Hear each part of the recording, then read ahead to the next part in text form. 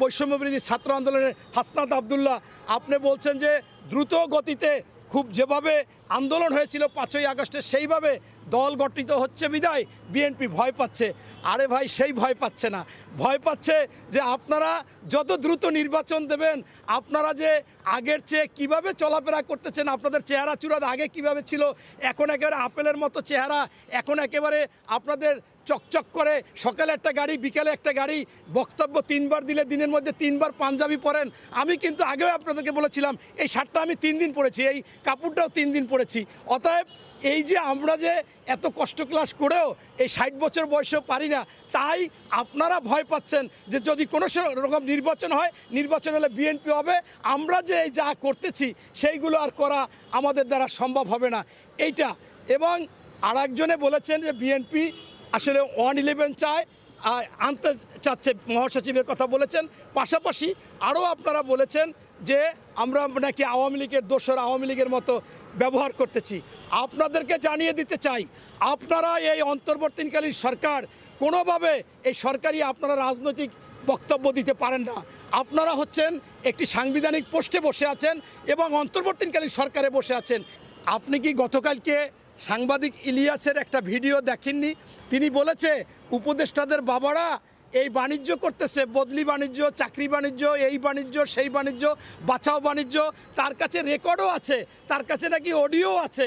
তাই আপনারা এটা দেখে নেবেন যে আমরা যদি সেইটাই করে থাকি তাহলে কিভাবে এখনও আমলাতান্ত্রিকভাবে সেখানে আওয়ামী প্রতাত্তারা থাকে, আপনার প্রশাসনে থাকে, আইনশৃঙ্খলা বাহিনীতে থাকে। এবং আপনারা জানেন যে চট্টগ্রাম যে বন্দর আছে সেই বন্দর চেয়ারম্যান, তার বিরুদ্ধে 500 কোটি টাকার দুর্নীতি, তারপরেও সেই SM মনিরুজ্জামানকে কারা রাখে? অবশ্যই এই সরকারের যারা লবিস্ট মানে ওই যে সাংবাদিক ইলিয়াস আলী বলছে যে টাকা পয়সার লেনদেন হয়, তারা অগাধ টাকার মালিক হয়ে গেছে, হাজার হাজার কোটি টাকার মালিক হয়ে গেছে। ভাই, এইটা তো হচ্ছে আস্তে আস্তে আস্তে আস্তে করে তাদের মন মতো করে একটা দল গঠন করবে। সেই দল গঠন করে তারা কখন এই দল ক্ষমতায় আসবে সেই সময় তারা মনে করেন নির্বাচন দিবে।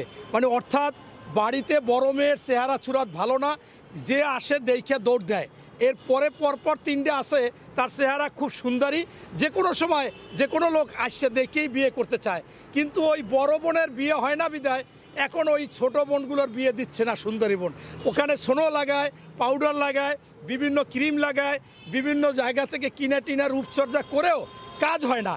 এইটা একমাত্র পরিবারের মধ্যে চলতে পারে, কিন্তু রাষ্ট্র পরিচালনার ক্ষেত্রে দলীয়ভাবে এই যে জিনিসগুলো আপনার এই নাগরিক কমিটি বলেন, অন্তর্বর্তীকালীন সরকার বলেন, বৈষম্য বিরোধী আন্দোলন করে বলেন, সেইটা ওই চলবে না। বড় বোনের চেহারা খারাপ, ঘষা মাঝিয়াটা যে যতদিন বিয়া না হইবে অতদিন সুন্দরীদের বিয়ে হবে না। এইটা একমাত্র পরিবারে চলে, এইটা রাষ্ট্রীয়ভাবে চলে না। এইটা আপনাদের প্রথমেই আমি একটা মেসেজ দিলাম। আমাদের দলকে জড়াইয়া, মহাসচিবকে জড়াইয়া এই কথা বলার উদ্দেশ্যই হচ্ছে যে অন্যভাবে আমাদেরকে ব্যস্ত রাখা। ঠিক খুনি হাসিনা, শেখ হাসিনার মতো অবস্থা। খুনি হাসিনা করতো কি একটা ইস্যু তৈরি করতো, ইস্যু তৈরি করে আমাদেরকে ব্যস্ত রাখতো। এখন এই অন্তর্বর্তীকালীন সরকার পরিকল্পিতভাবে এই মনে করেন আপনার যে 2টা কমিটি আছে, বৈষম্য বিরোধী এবং আরেকটা হচ্ছে নাগরিক কমিটি, এই কমিটির লোক দিয়ে এক সময় একটা কথা বলাই দেয়, দিয়ে ব্যস্ত রাখতে চায়, নির্বাচনের দিক খেয়াল নাই। আরে ভাই, সংস্কার কতদিন সংস্কার লাগবে? আমরা তো আরেকটা সরকার দেখেছিলাম, বিচারপতি শাহাবুদ্দিন সাহেব, তিনি 9 বছরের ফ্যাসিস্ট সরকার, সে আপনার স্বৈরাচার এরশাদ সরকারকে পতনের পর মাত্র 90 দিনে সারা বাংলাদেশ নিরপেক্ষ করে ফেলেছিল। আপনারা তো কেন এতদিনেও একটু নিরপেক্ষ করতে পারেন না? এতদিনেও আপনারা অবস্থান ঠিক করতে পারেন না? তাই আমরা বুঝে গেছি, জনগণ বুঝে গেছে। জনগণের আশা আকাঙ্ক্ষা ছিল প্রথমেই যে এই বাংলাদেশে ফ্যাসিস্ট, স্বৈরাচার, লুটেরা, দুর্নীতিবাজ এবং যারা সুশাসন, সুনীতি সব নষ্ট করেছে, যারা এই কোর্ট সেই কোর্ট তাদের পেডিকোট বানিয়ে ফেলেছিল, ফরমাইশি রায় দিত, কথায় মামলা করতো, গ্রেপ্তার করতো, গুম করতো, খুন করতো, সেখান থেকে রক্ষা পাওয়ার জন্য প্রথমেই আওয়ামী লীগকে আপনারা গ্রেপ্তার করবেন, বিচার করবেন, সেইটা করেননি। পরবর্তীতে চেয়েছিল এই বাংলাদেশে বাজার দর নিয়ন্ত্রণ হবে, সেই বাজার দর আপনারা নিয়ন্ত্রণ করতে পারেন না, সিন্ডিকেট ধরতে পারেন নাই। এরপরে আপনারা আইন শৃঙ্খলা এখনও সব জায়গায় ঘুষ চলতেছে, সব জায়গায় দুর্নীতি চলতেছে এবং যেখানে যায় তারা এদের সাথে কোনো না কোনোভাবে জড়িত। তাই আপনার স্পষ্টভাবে এরা লুটেপুটে খাওয়া জন্যই আজকে চাচ্ছে নির্বাচন না দিয়ে এবং সকলের সাথে সমঝোতা করে থাকতে চাচ্ছে এবং থাকতেছে। জনগণের আশা আকাঙ্ক্ষা যেগুলো দ্রুত দরকার ছিল সেইগুলো নিয়ন্ত্রিত হয়নি, বরঞ্চ আমি মনে করি এই অন্তর্বর্তীকালীন সরকারের কিছু লোক পরিকল্পিতভাবে এই আওয়ামী লীগের কিছু লোক ঢুকিয়ে দিয়ে দুই একজন বিএনপি যারা লুবি আছে, কতজন বিরাট দল হচ্ছে বিএনপি, সারা বাংলাদেশের সর্ববৃহৎ এবং আপনার জনপ্রিয় দল হচ্ছে বিএনপি।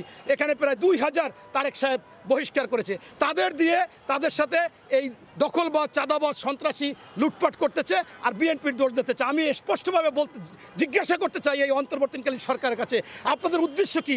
তারেক রহমান সাহেব বারবার 5ই আগস্টের পর বলেছে যে সন্ত্রাসীরা কোনো দল নাই, তাদের গ্রেপ্তার করেন, তাদের আইনের আওতায় আনেন, তাদের বিচার করেন। আপনারা বিচার করতেছেন না, আপনারা তাদেরকে ধরতেছেন না, আপনারা এইগুলো না করে বরঞ্চ এইগুলো অপপ্রচার করতেছেন। এর মানেই হচ্ছে আপনাদের গভীর ষড়যন্ত্র এবং বিএনপিকে ছোট করার জন্য, বিএনপিকে বিতর্কিত করার জন্য আপনারা এই সন্ত্রাসীদের আপনারা উৎসাহিত করতেছেন, তাদের গ্রেপ্তার করতেছেন না, আপনারা দখলবাজদের গ্রেপ্তার করতেছেন না, আপনারা সিন্ডিকেট ভাঙতেছেন না, আপনারা বাজার দর নিয়ন্ত্রণ করতেছেন না। এখান থেকে আমি জনগণের উদ্দেশ্যে বলতে চাই, প্রিয় জনগণ, প্রিয় মানুষ, আপনারা জেনে রাখেন যে এই বর্তমানে আইন শৃঙ্খলা বাজার দর নিয়ন্ত্রণের দায়িত্ব হচ্ছে এই সরকারের।